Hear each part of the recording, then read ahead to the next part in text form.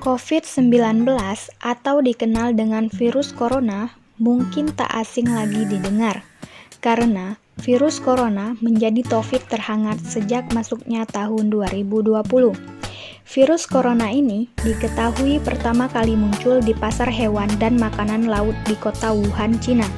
Virus corona dengan begitu cepatnya menyebar ke kota-kota lain Cina, bahkan ke negara-negara termasuk Indonesia. Saat ini, virus corona telah menginfeksi hampir seluruh negara di dunia dan mengakibatkan ribuan orang meninggal.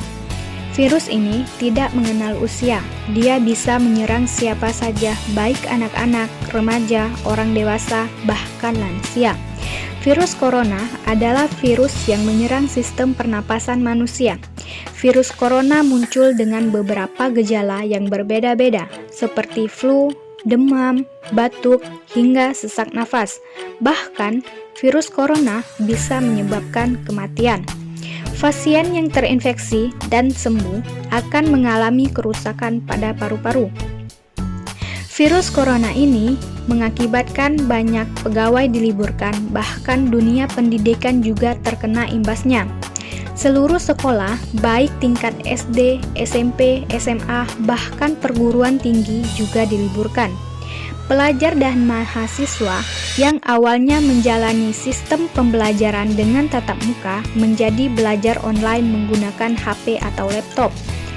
Belajar online dilakukan kurang lebih selama 2 minggu. Bahkan, pemerintah melarang masyarakat beraktivitas di luar rumah, dikarenakan takutnya akan wabah corona yang semakin meningkat.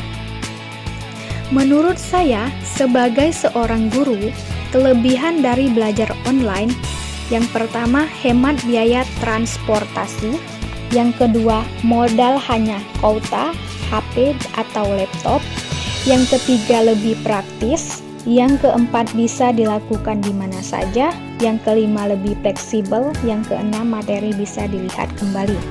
Tidak bisa dipungkiri, belajar online juga memiliki kekurangan. Yang pertama, sangat tergantung pada internet. Yang kedua, tidak mudah konsentrasi. Yang ketiga, interaksi sosial jadi berkurang. Yang keempat, waktu lebih singkat.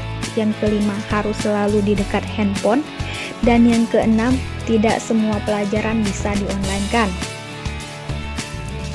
Penanganan wabah virus corona tidak hanya menjadi tanggung jawab petugas kesehatan saja. Ilmu matematika pun punya peran dalam menangani wabah corona ini. Dengan model matematika ini sering disebut model Subscribable Infected Recovery atau disingkat dengan SIR. Pada fase pertama dilambangkan dengan S, di mana kondisi manusia yang sangat lemah sehingga mudah terjangkit oleh virus melalui kontak langsung seperti berjabat tangan. Agar fase S ini tidak menurun, mereka diharapkan untuk tidak keluar rumah. Saat fase S menurun, maka akan memasuki fase kedua, dilambangkan dengan I, di mana orang yang sudah terinfeksi virus. Saat seseorang sudah berada di fase terinfeksi, mereka harus memasuki fase ketiga, yaitu fase pemulihan yang dilambangkan dengan R, dengan cara dikarantina selama 14 hari atau lebih, sehingga bisa menghambat penyebaran corona, bahkan memutuskan virus tersebut.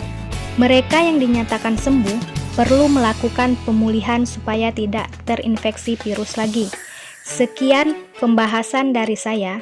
Jangan lupa jaga kesehatan, disarankan tetap di rumah saja.